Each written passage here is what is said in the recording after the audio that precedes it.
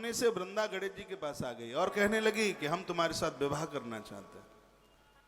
ये सब कथाएं ये कहती हैं कि सब काम अपने मन मुताबिक होंगे तो देवता नहीं बच पाए बिना परेशानी के, तो आज के मानव कैसे बच जाएंगे। तो गणेश जी ने क्या बात कही, कहा लगता है कि किसी सभ्य बाप की बेटी है, लेकिन भाषा तुम्हारी अच्छी नहीं लग रही। बच्चे तो अच्छे वही होते हैं जिनके विवाह का अधिकार दायित्व तो माता पिता के हाथ में होता है।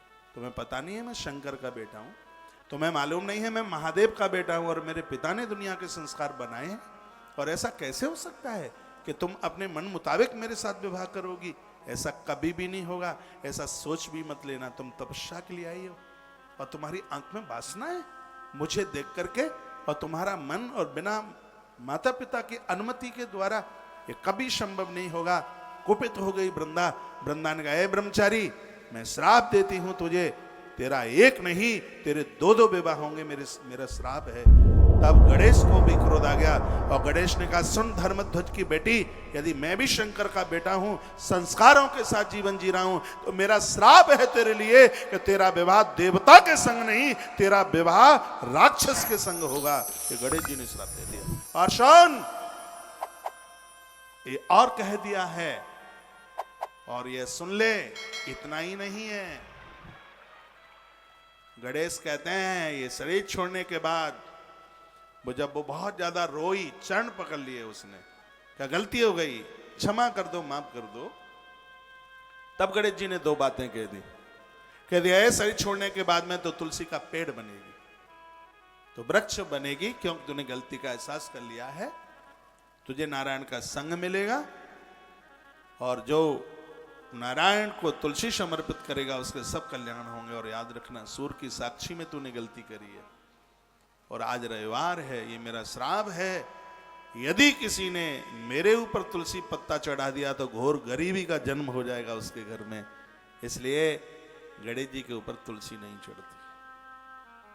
गणेश वहां से चले गए, रोती बिलखती रही।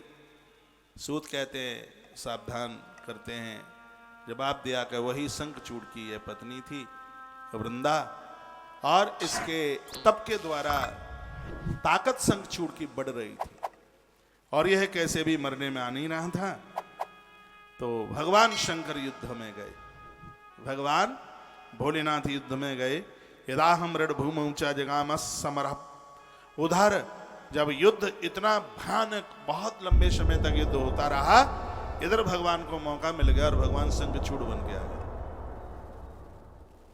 शंकर जी के साथ उधर युद्ध हो रहा था, ये शिव पुराण की कथा है, और भगवान नारायण शंखचूड़ का भेष बनाकर और भोर में 4 बजे वृंदा के दरवाजे पर शंखचूड़ बन करके आ गए।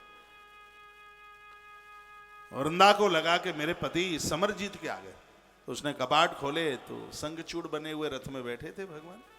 भगवान की लीला बड़ी अद्भुत है। आरती उसने उतारी, उंगली पकड़ करके लेके आई और दिव्य जगह पर बैठा दिया, और पूछने लगी, और वह वृंदा कहने लगी कि इतनी बड़ी फौज देवताओं की तुमने उनको कैसे जीत लिया। असंख्य विश्व संगरताश देव प्रवर प्रभु यशाज्ञात वर्तनो देवा। अरे यह बताइए, विष्णु ब्रह्मा दया सदा, विष्णु और ब्रह्मा इतने ताकत है इनके पास, इतने अस्त्र शस्त्र हैं, इनको तुमने कैसे जीता होगा। तो भगवान शंखचूड़ बन करके क्या बोले, कहने लगे, याद यदाहम रणभूमि ऊंचा जगाम समर प्रिय। अध्याय नंबर 41 युद्ध संहिता का अध्याय नंबर 41 और श्लोक नंबर 21। इसमें भगवान बोले, यदाहम रणभूमि ऊंचा जगाम समर प्रिय कोलाहलो महान जाता प्रभुतो भुन महारणा। जिस समय युद्ध के लिए मैं चला तो देवताओं में कोलाहल हो गया, और वह लोग इधर उधर भाग रहे थे। दैत्या पराजिता निजय बलगर बिता हो, और उधर दैत्यों की तो ताकत बढ़ रही थी। शंखचूड़ बन करके वह बोल रहे हैं कि प्रिय, जब मैं समर भूमि युद्ध में गया, युद्ध भूमि गया, उस समय महान कोलाहल होने लगा।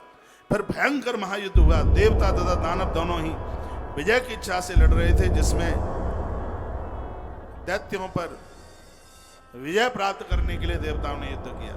लेकिन दैत्यों की तरफ से तो मैं कर ही रहा था युद्ध।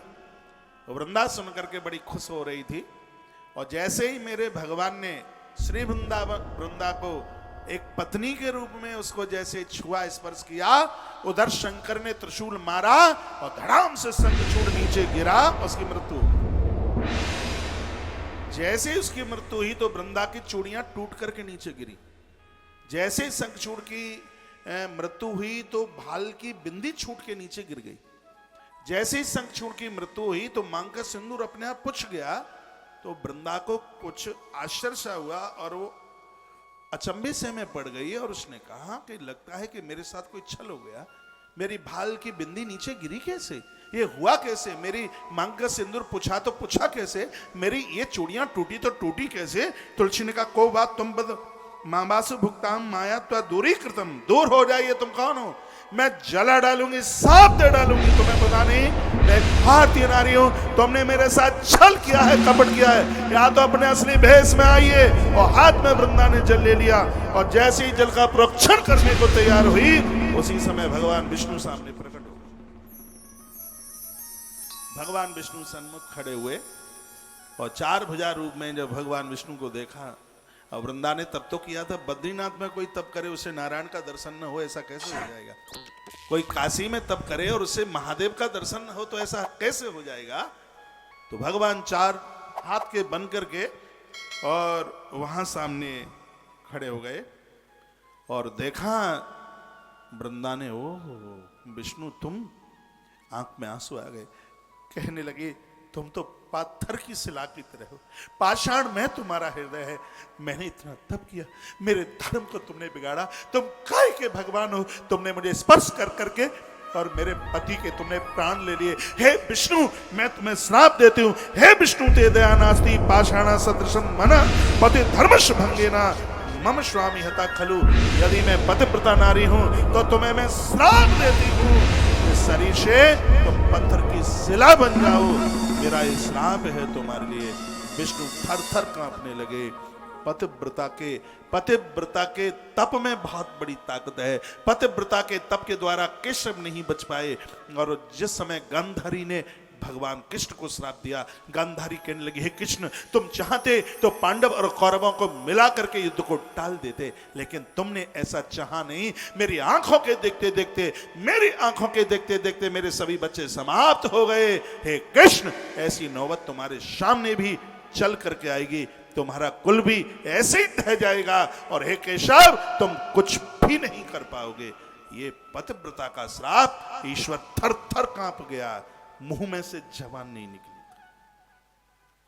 यह कथा सुनकर के आपको लग रहा होगा कि ईश्वर है, भगवान है, और परमात्मा ने ऐसा काम कैसे कर दिया। ईश्वर कभी गलत कर ही नहीं सकता, यह बात दिमाग में होनी चाहिए। भगवान कभी गलत नहीं कर सकता, ईश्वर कभी गलत करता ही नहीं है। तो फिर भगवान ने एक इस प्रकार से वृंदा को क्यों स्पर्श किया, उसका कारण यह था कि वृंदा के पास तप है, उसे एक राक्षस की ऊर्जा बढ़ रही थी, उसे एक निशाचर की शक्ति बढ़ रही थी, जिससे शंखचूड़ हजारों स्त्रियों के धर्म के साथ खिलवाड़ कर रहा था, व्यभिचार कर रहा था, दुराचार कर रहा था। भगवान ने सोचा एक वृंदा के धर्म के बिगड़ने से लाखों स्त्रियों का धर्म बचे तो वृंदा के धर्म को बिगाड़ने में कोई परेशानी नहीं है, लाखों स्त्रियों का धर्म तो बच जाएगा।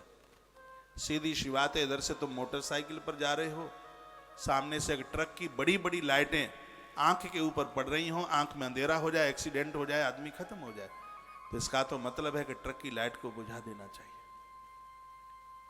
भगवान धर्म की स्थापना करते हैं और अर्जुन को कहते हैं कि मार दो इस कर्ण को, आज बच ना पाई युद्ध में।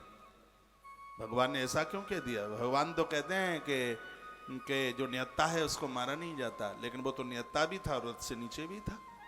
ऐसा क्यों। भगवान को पता था कि इस सूर्य का बेटा है, प्रकाश का बेटा है और अंधे को सहयोग कर रहा है, अंधकार को सहयोग कर रहा है। ऐसा प्रकाश जो अंधकार पैदा करे, ऐसे प्रकाश को बुझा देना चाहिए, उसको ऑफ कर देना चाहिए। आग की सब पूजा करते हैं, यज्ञ में आग जलती है, लोग परिक्रमा करते हैं, और किसी के घर में आग लग जाए तो दमकल बुलाई जाती है बुझाने के लिए। वो अग्नि किसी काम की नहीं है कि किसी का नुकसान करे, वो प्रकाश किसी के काम का नहीं है जो समाज में प्रकाश अंधकार पैदा कर दे। तो वृंदा का एक ऐसा प्रकाश था जो अंधकार समाज में व्यभिचार पैदा कर रहा था, इसलिए भगवान ने ऐसा कर दिया। भगवान व्यसनी नहीं है, भगवान दुराचारी नहीं है, भगवान के अंदर कभी वासना नहीं है, वह अलौकिक है। उसको लौकिक आंखों से देखा ही नहीं जा सकता है उसको। वृंदा की शक्ति एक अन्यायी को, एक आतंकी को और एक ऐसे बिगड़े हुए व्यक्ति को जो लाखों लाखों स्त्रियों के धर्म के साथ खिलवाड़ कर रहा था, उसको शक्ति मिल रही थी उसकी पत्नी की। इसलिए मेरे भगवान ने उसके पत्नी के धर्म के साथ में छल कर दिया। ये भगवान ने अच्छा किया। एक कथा आती है रामायण में, क्षेपक की रामायण में कथा है कि मेघनाद एक यज्ञ करने को जा रहा है और इस यज्ञ का परिणाम यह था कि इस यज्ञ के द्वारा वो देवताओं को कुचल देगा, मार डालेगा। और वो यज्ञ इसलिए किया जा रहा था कि जिसमें वो लक्ष्मण के प्राण ले ले, वो इसलिए यज्ञ कर रहा था। और भगवान ने हनुमान को कहा कि इसके यज्ञ का धुआं बंद कर दो। एक जगह वो है जहां राम विश्वामित्र के यज्ञ की रक्षा करते हैं और एक जगह वो है जहां राम हनुमान को कहते हैं कि इसके यज्ञ का धुआं बंद कर दो जाके। ऐसा भगवान क्यों करते हैं? यज्ञ वही बढ़िया है जो समाज का कल्याण करे। मेघनाथ का यज्ञ यदि अपराध मचा देगा तो भगवान किसी हनुमान को कह देगा कि इसके यज्ञ का धुआं बंद होना चाहिए। परमात्मा धर्म का विस्तार करते हैं, अन्याय और अपराधों का नहीं। इसलिए कथा सुनकर किसी के मन में ऐसी बात ना आवे। श्राप भगवान ने अंगीकार कर लिया और इसने 33 नंबर के श्लोक में भगवान को 41वां अध्याय युद्ध खंड 33 नंबर के श्लोक में वृंदा ने भगवान को श्राप दे दिया और कहा, हे विष्णु ते दया नास्ति पाषाण सदृशम मना पतित धर्मश भंगेन मम स्वामी हता खलु। तुमने तो पत्थर जैसा काम किया है, पाषाण जैसा काम किया। मेरा श्राप है तुम्हारे लिए कि तुम्हें पत्थर बनना पड़ेगा। जैसे ये शब्द सुने तो शंखचूर्ण को मार करके भगवान महादेव वहीं प्रकट हो गया। शंकर जी वहीं प्रकट हो गए शंखचूर्ण का उधर उद्धार करके, और भगवान भोलेनाथ वहीं आ गए। कहाँ? वृंदा के घर में। ये देखो, ये हरि और हर दोनों का दर्शन वृंदा को हो रहा है। भगवान ने कहा, वृंदे तू तपस्वनी है, तेरा श्राप खाली तो जा नहीं सकता, लेकिन तू रो मत, मैं भी तुझसे कुछ बोलने के लिए आया हूं। कियत कालम महादेवी देव पूजान साधने, भगवान शंकर के शब्द थे, कहने लगे ये शब्द जब तू छोड़ेगी, ये शरीर तू छोड़ेगी तो ये तेरा शरीर पिघल करके एक नदी का रूप धारण कर लेगा। सा गंडकीति च विश्रुतः, 44 नंबर के श्लोक में लिखा है, तेरा ये शरीर एक नदी बनेगा, उसका नाम होगा गंडकी, गंडकी नदी। संकृष्टाष्टम भारतम, भारत में ये बहेगी। और तूने भगवान को श्राप दे दिया है ना, तो इनको पत्थर बनना पड़ेगा। 51 नंबर के श्लोक में भगवान कहते हैं, साल ग्राम शिलासाही तदेद भादत पुण्यता। भगवान नारायण सालग्राम शिला में आकर के बनेंगे। और हे देवी, और इसी शरीर से तू, सूक्ष्म शरीर से इस धरती पर तुलसी के रूप में तू प्रकट हो जाएगी। भावा तम तुलसी वृक्षो वरा पुष्पेश सुंदरी, 46 नंबर का श्लोक है। मेरा वरदान है तो तुलसी वृक्ष के रूप में प्रकट होगी और नारायण से बिल्कुल भी तू दूर नहीं जाएगी। यह मेरा वरदान है। जो तुलसी पत्र सालग्राम शिला के ऊपर चढ़ाएंगे, उनके घर में बच्चे पिता से पहले कभी भी मौत को प्राप्त नहीं होंगे। शंकर